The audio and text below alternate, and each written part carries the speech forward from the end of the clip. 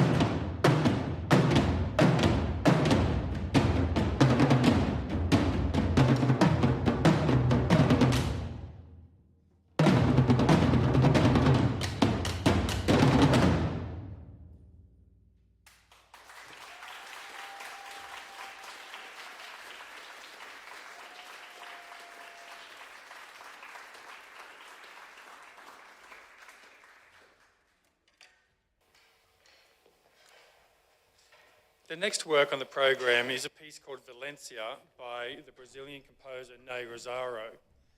Ney Rosario is one of the more significant composers of percussion music from the last 50 years or so. It would be unlikely for a student to not graduate without having played at least one of Ney Rosario's works. Most of his works are marimba-based. He's a very accomplished marimbist himself, but he started life out as the timpanist for the National Theatre Orchestra of Brasilia, the capital of Brazil, where he was born. For a number of decades after working at the National Theatre Orchestra, he spent time teaching, running percussion departments at a series of different institutions, both in South America and in the United States. The work that we're going to hear, Valencia, was composed by Rosario when he was doing a tour of Taiwan in 2011. During this tour, he was working with an ensemble, the Amores percussion trio from Spain. So he was inspired to write a piece that would be suitable for performing with them during this tour. He named it after Valencia, the area of Spain, which he'd been to many times and loved the place. So that's essentially the story behind Valencia. And I might just see if we're all ready to roll. Still a few more things to do. We can do that afterwards. Ray Fay is one of our postgraduate students. She's going to be performing this piece. And if we are ready.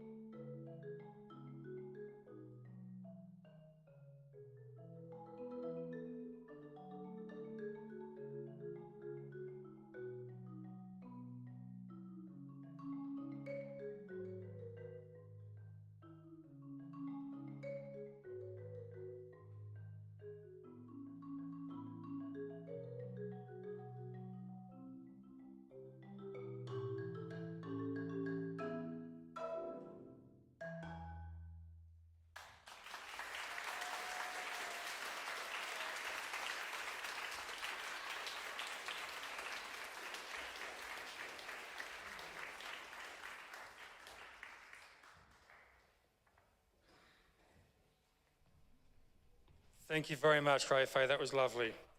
Another round of applause for Ray Fay.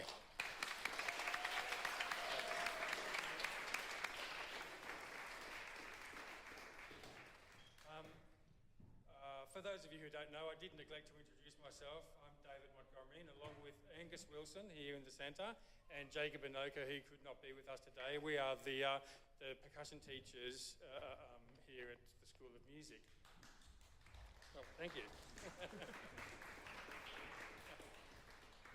The next piece we're going to hear is called Rhyme or Reason. It's one of the two pieces that we're going to play by the percussionist-composer Nathan Dowtree. Nathan Dowtree writes pieces that have become quite popular. I suppose you could put them into the category of college percussion ensemble style works, where they are full of sort of repetitive groove-based gestures that give all the students in a percussion department an opportunity to play. This particular piece is actually quite colourful because you'll hear a fair few timbral changes that occur throughout it with the introduction of the different instruments, along with the driving rhythmic energy that comes essentially from having a drum kit in the centre of the ensemble. Of the piece, the composer says this: based around a 4-bar simple syncopated rhythm, which is offset and layered on itself over and over, Rhyme or Reason attempts to make 5 percussionists sound like 10. Each player is responsible for at least one keyboard and one battery instrument without much rest across the 5.5-minute duration. Now, in relation to this attempts to make 5 percussionists sound like 10, I think the UQ Percussion Ensemble have done a different kind of a magic trick. There's actually 1, 2, 3, 4, 5, 6, 7. They've actually made 5 percussionists look like 7 percussionists, and hopefully they're going to sound like 10. Are you ready to go? I think we're just one more moment.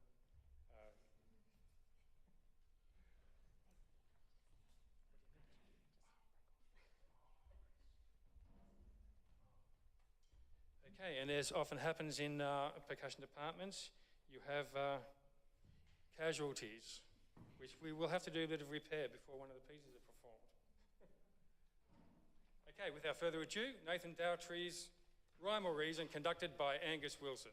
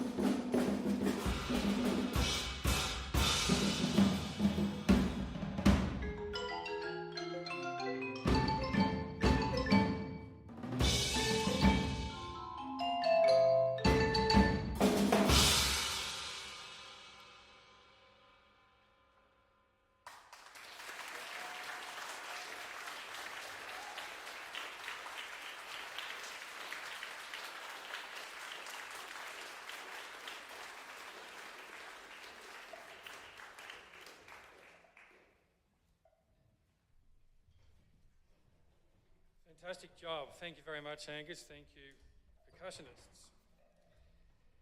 Whilst they prepare for the next ensemble piece that they're going to play, I'll talk to you a little bit about the next piece of the program called Tambores de Plata.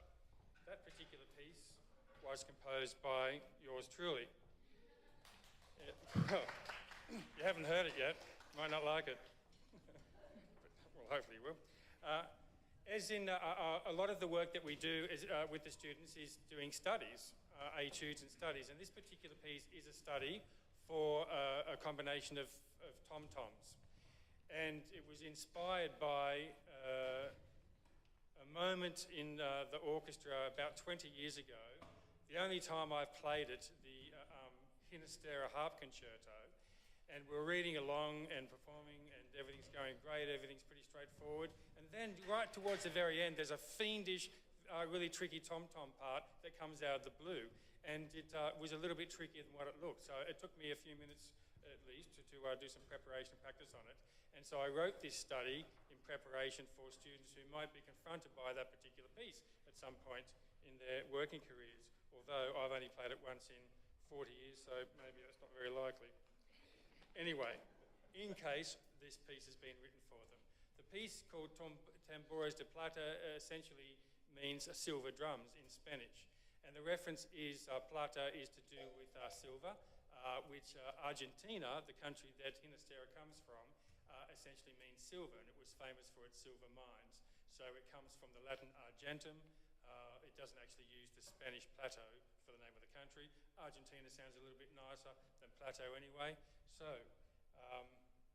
yes, I don't know what else I can say about that piece, but I might just consult with Ella here to see how she's going.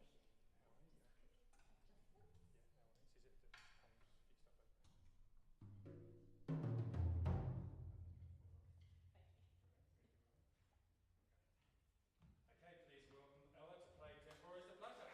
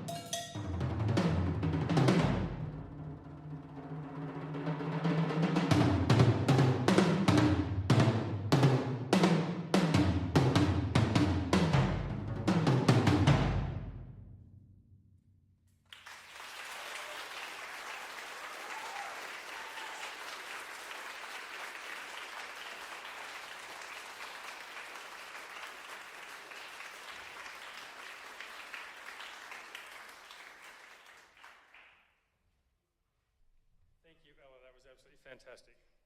And another round of applause for LR.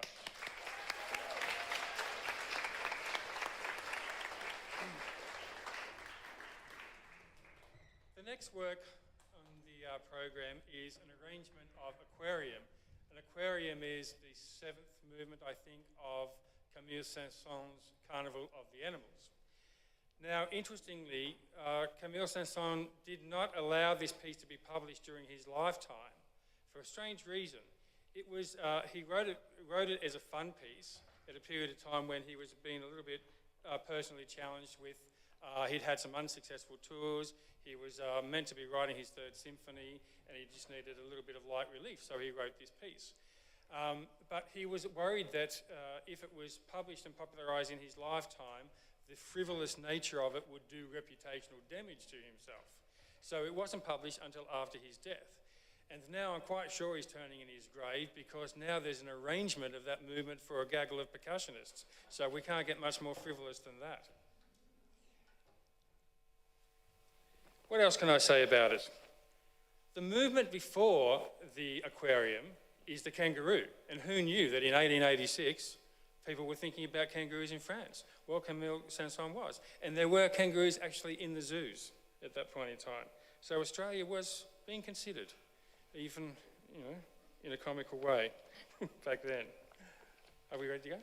Okay, no further ado, here we go. The Aquarium by Camille Saint-Saëns, arranged by Matt Moore. Thank you, Angus.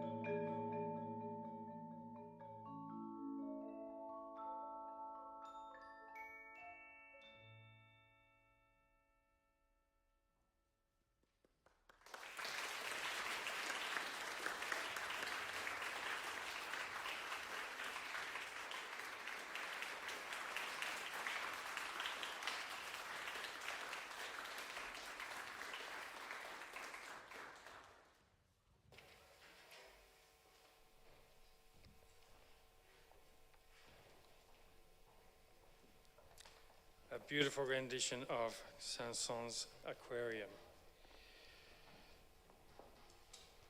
I'm thinking about having fish and chips for dinner tonight.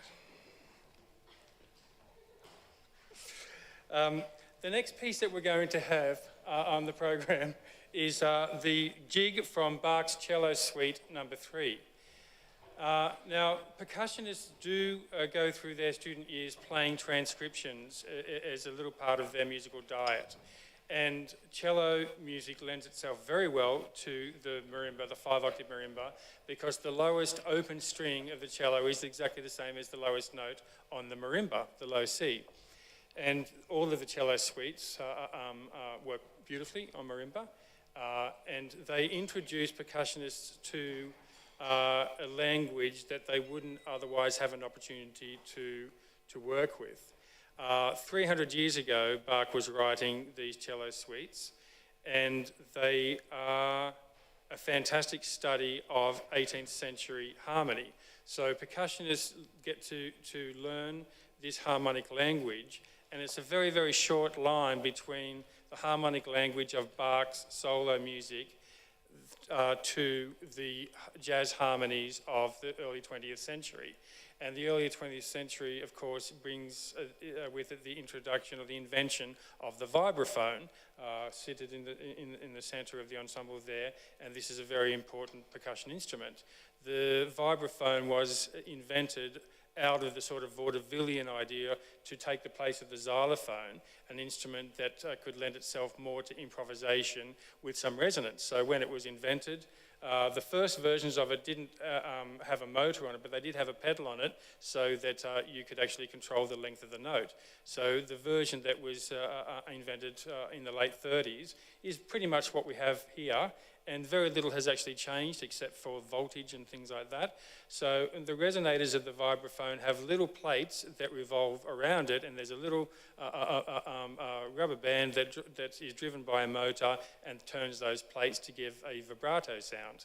The aluminium is known as aeronautical grade aluminium, and it's the same kind of aluminium that they used for structural supports on aircraft.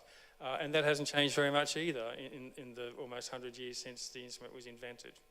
So that's one of the reasons why we like to learn and study Bach as percussionists. So without any further ado, we shall have the jig from Bach's Cello Suite Number 3.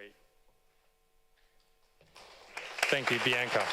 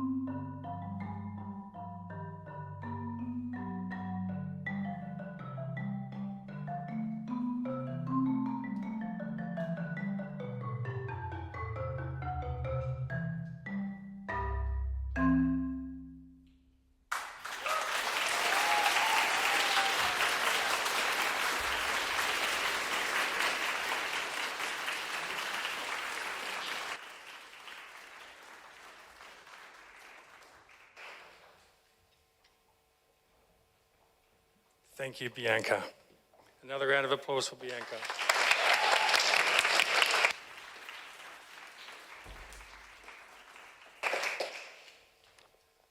Okay. The next piece on the program is a work called Surrogates by the German composer Heine Goebbels. As our musicians come into position, I shall read from you the introduction that was given for Heine Goebbels in 2001 when he was awarded the Europe Theatre Prize. Beginning in the mid-80s, Heine Goebbels has managed to reinvent musical theatre. Composer, director, musical arranger and playwright all wrapped up into one, Goebbels has worked with actors, singers, musicians, writers, artists and set designers from all over the world.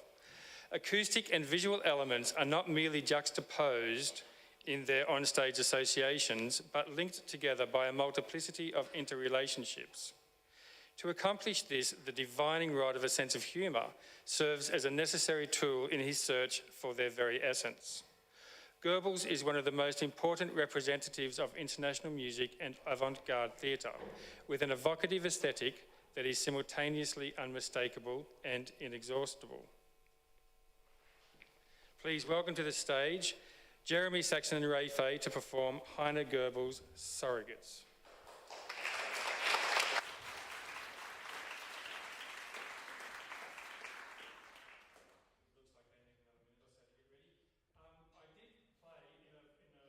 Piece of Heine Goebbels in 2003 as part of the Brisbane Festival. We did a huge work of his called Surrogate Cities.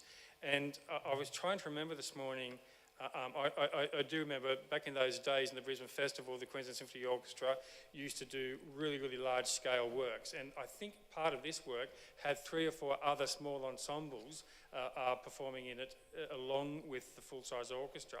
And it may well have also been one of the performances in which we had a satellite feed. So there was an ensemble, I think we had an ensemble in Ireland and an ensemble somewhere else in the world.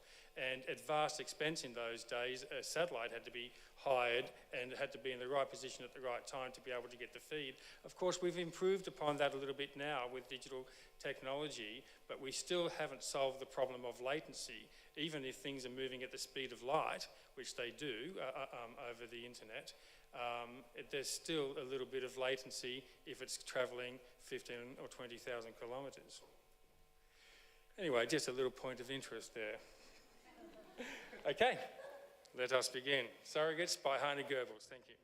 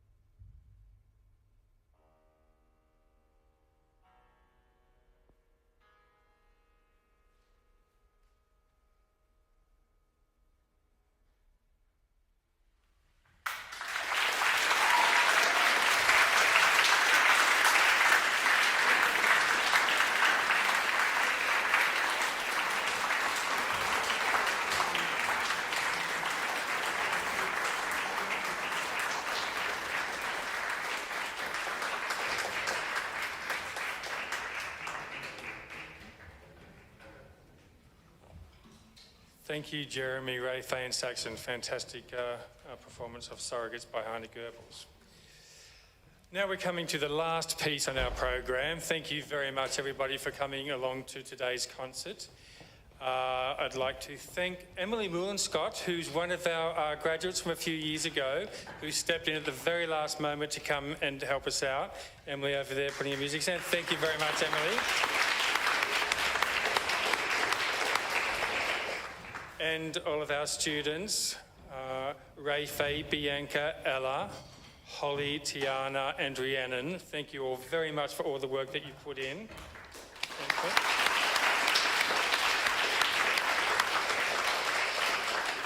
And to all the preparations done by Angus and Jacob in absentia at the moment. Thank you very much for all the work you've done in ensembles and conducting the pieces as well. Thank you, Angus.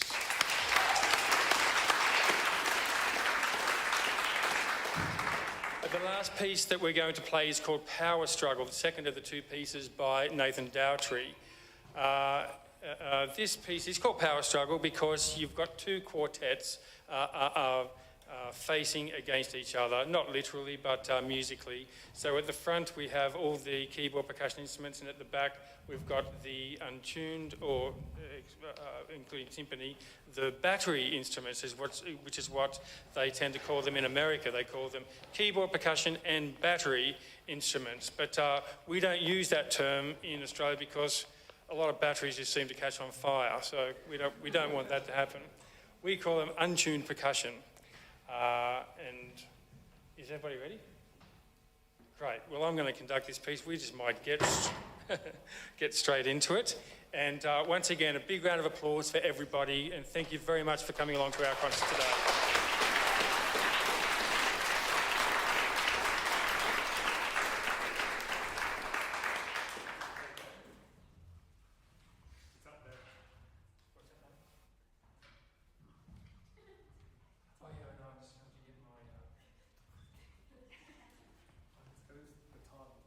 Thanks to Dave as well for presenting.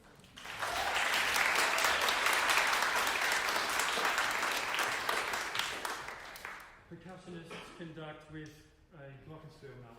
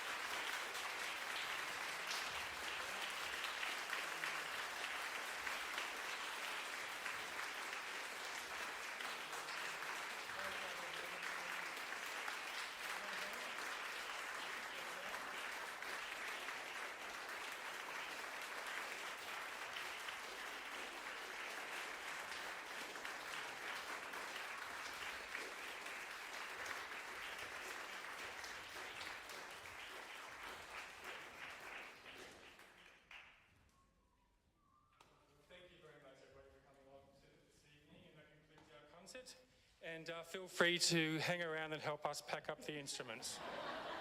Have a good evening.